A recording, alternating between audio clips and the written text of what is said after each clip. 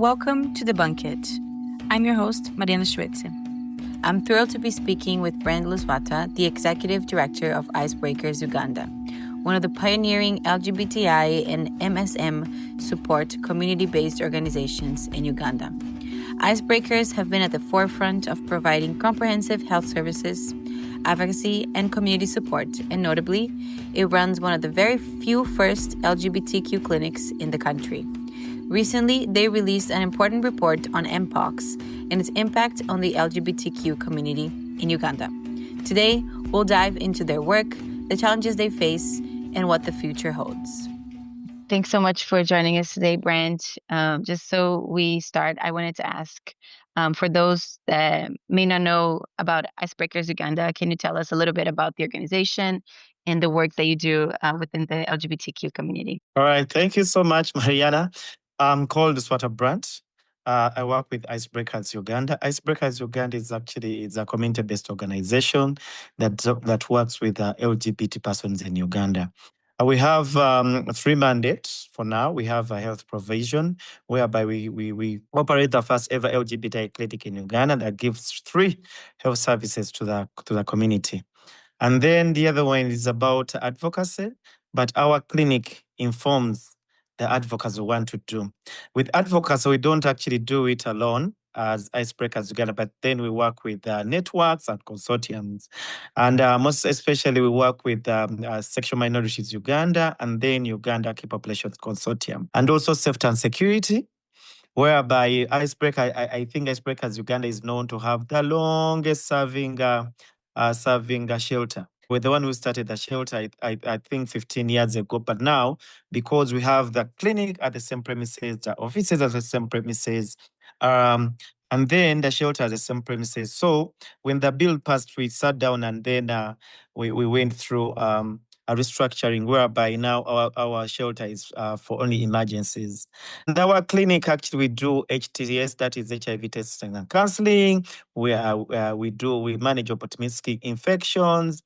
We manage actually STIs. We screen and then both manage. We have a mini lab whereby tests like, for example, syphilis, STIs, hepatitis B, HIV, if someone wants to know their blood sugars, so that we can do. And also, we've oriented the health workers, because we believe the reason that's why we started Breakers Uganda, it was because of the discrimination from the mainstream setting. So when we opened up our clinic, we decided to orient health workers in different facilities to ensure that they know how to handle LGBT persons when they go to their facilities. We have we operate in 18 districts of Uganda, but then in all those districts, we don't have offices. Rather, we work with already existing structure, already existing organizations. For example, if you're going to northern Uganda, we have an LGBT organization that we can actually partner with, and then we give them services. And then if people cannot come to our clinic, we have an outreach program whereby we always actually find where you feel comfortable. If, Mariana, you want to take up your services in your comfort at home, we have a team that will come, provided it's safe. You will come to your home and then you take up all the services you need. We operate on the peer mechanism, whereby we believe that peers actually have a lot of work regarding people accessing service. And so we really emphasize that actually, yes, however much we have these services, but we want someone who really understands the community. And actually, for example, if you want to, Mariana, if you come to Breakers Uganda and you really want to talk to a lesbian peer educators, we are very with a lesbian peer educator. We don't actually enforce.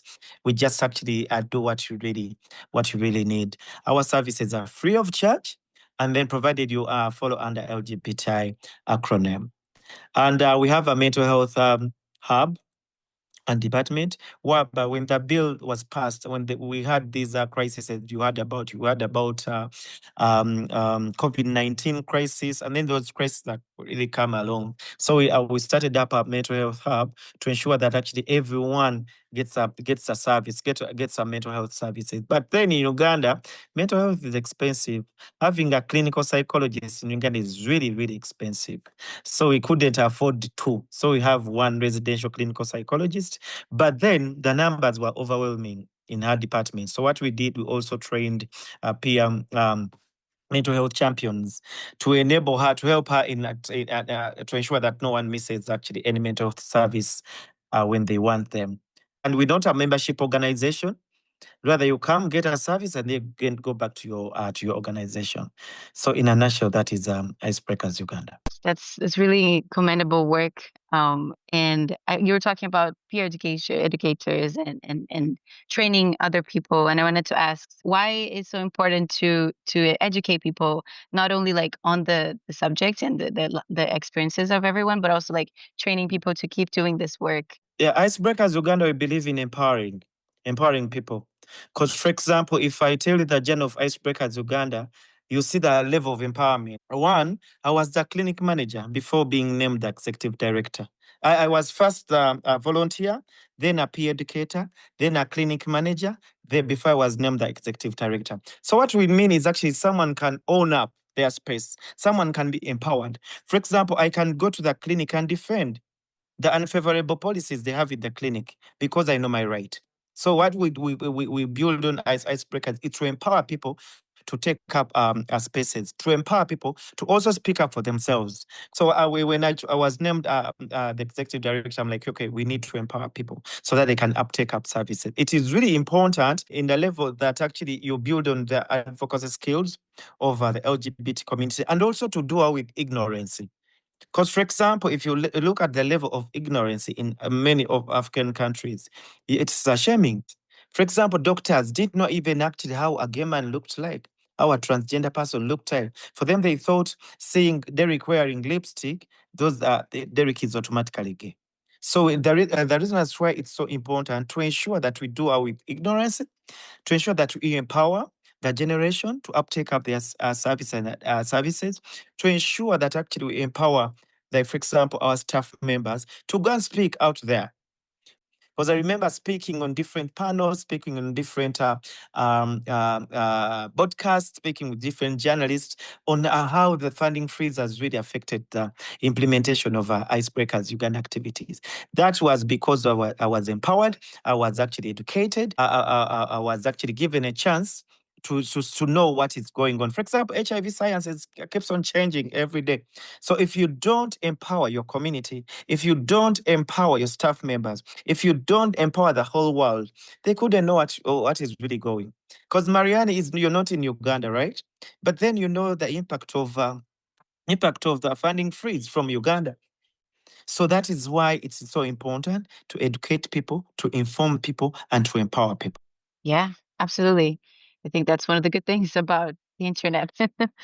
Um, and you were talking about education and like information and empowering people with knowledge in a lot of ways. And I know that Icebreakers released a recent report on MPOC and its impact on the LGBT community in Uganda.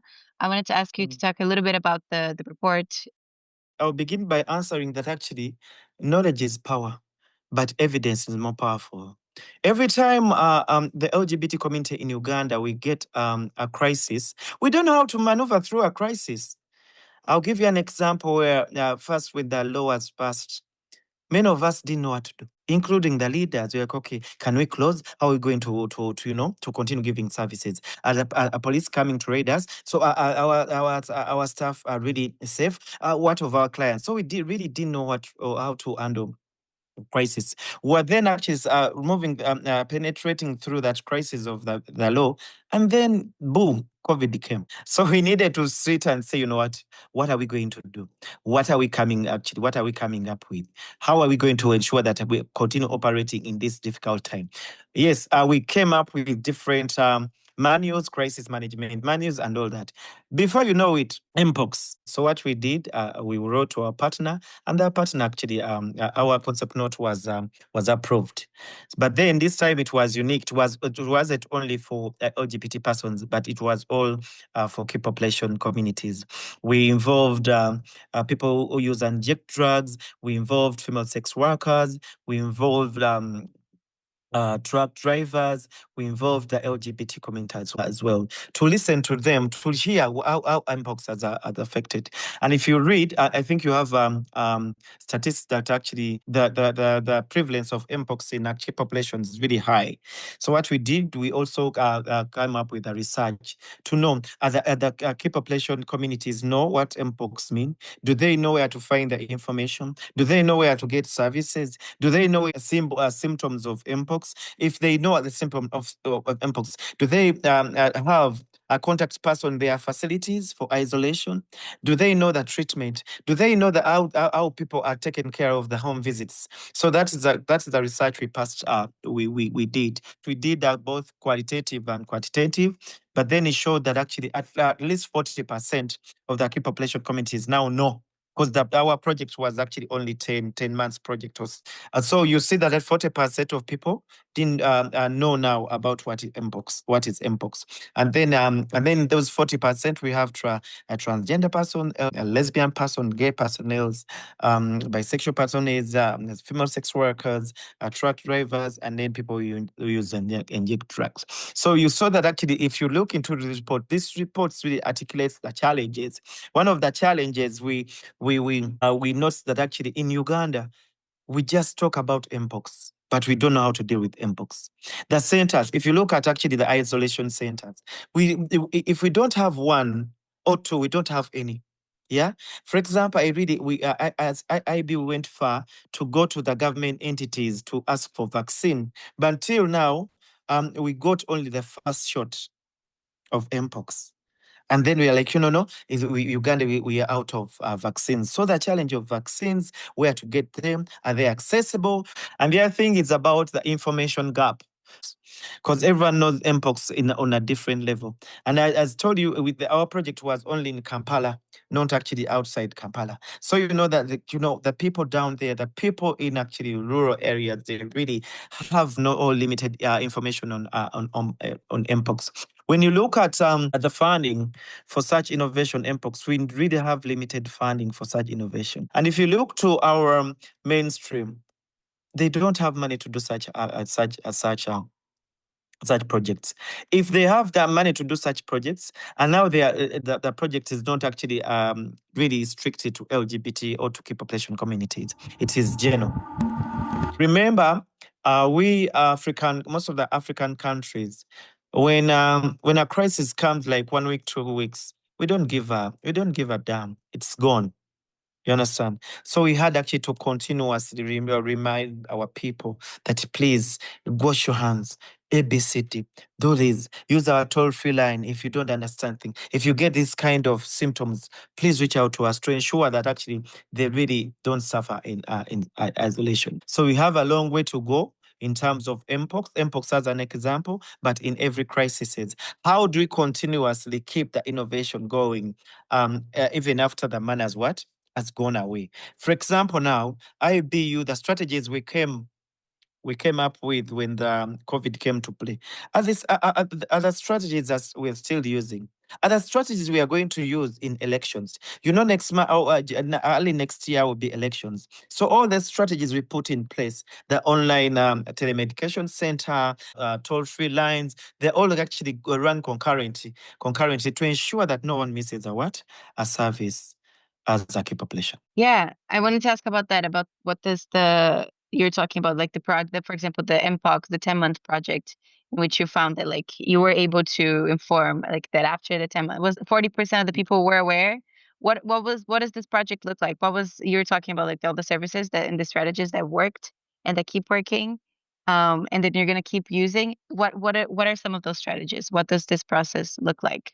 Yes, the strategies we kept in place is one. We came up with information about mpox, the basic. Actually, I'll share it after. The basic information actually guide on mpox. What is mpox? when do you know that you have mpox? What are signs of mpox? Where can you report a case of mpox? Where can you get service? And the basic way to handle mpox. So this brief talks about everything that you need to do even before coming to the facility. For example, washing your hand. For example, not actually if you see someone with symptoms and where to refer them. Do you have actually person to talk to? Then we came up with a list of peer educators to help out, and then also our doctors. Do you have actually, in your, for example, if you're not in Kampala and you get an mpox case, do you know where to refer them for isolation?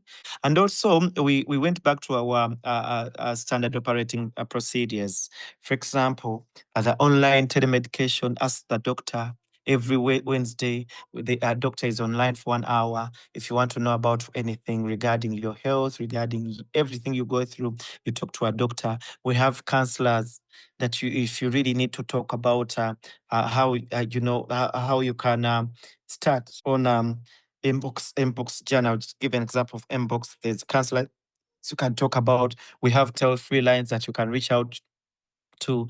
We have actually a person in Ministry of Health, whereby if you want to know more about the isolation unit, where to refer them, we have someone that really you can talk to. And then we also had a breakfast meeting with government officials, policymaker officials, the community as well, to ensure that actually that they all know that actually mpox is really mad in key population programming.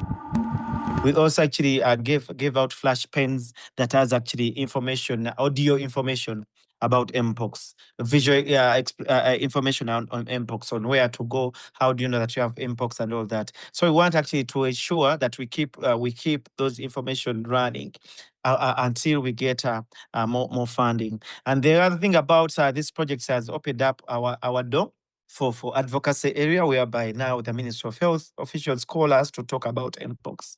The Uganda's commission refer to Icebreakers Uganda. Claire, for example, IB, you did something on mpox. So that's with the visibility now for our community and our organizations really coming up. I think it's what you were saying at the beginning, right? Like working together to sort of trying to reach as many people as possible. But speaking about icebreakers, still, I wanted to go back to the beginning. And you guys started one of the first LGBTQ clinics almost 2 decades ago. What was that like in the beginning, and how has it changed until from since then? Yeah. It was really bumpy. I remember by the time the management, the management I was working under, we really actually did a survey on the discrimination and stigma in the mainstream. And then what the findings we got were really alarming. And then by that time, when we opened up the clinic, we saw that actually out of 10% of LGBT persons, 9% of them came with an STI. So the level, we had lots of STIs and lots of UTI in the LGBT community by that time. So what we did, we sat down with the management, and then we came up with a small initiative of STI treatment and management only. So when we opened up our clinic, it was really specifically dealing with STI and UTI management and screening. So, but then we saw after 6 months, we saw that actually we're giving half doses. For example, Marianne, you've come with an STI, you have another opportunistic infection, you have a fever, you have a malaria. Yet we're only dealing with what?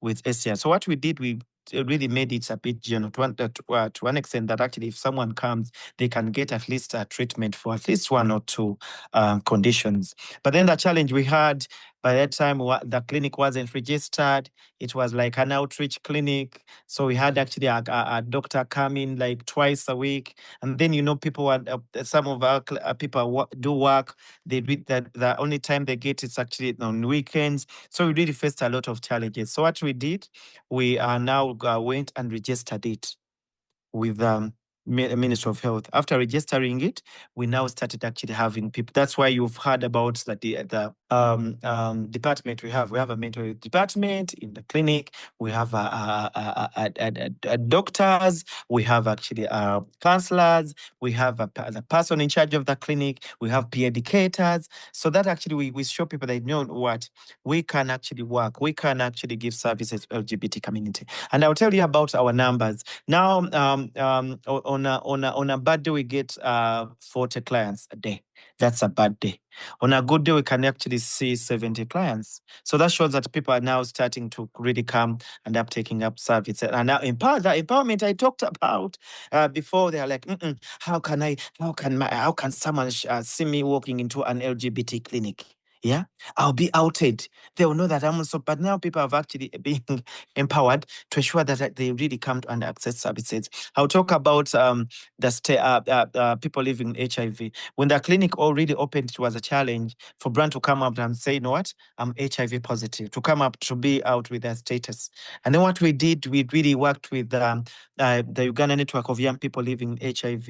And then we organized feedback meetings so that they can come and share how they feel, how do they get the HIV, how do they acquire HIV, how are they living, how are they, how are they really comfortable saying out their status. So that we also encourage people to come up.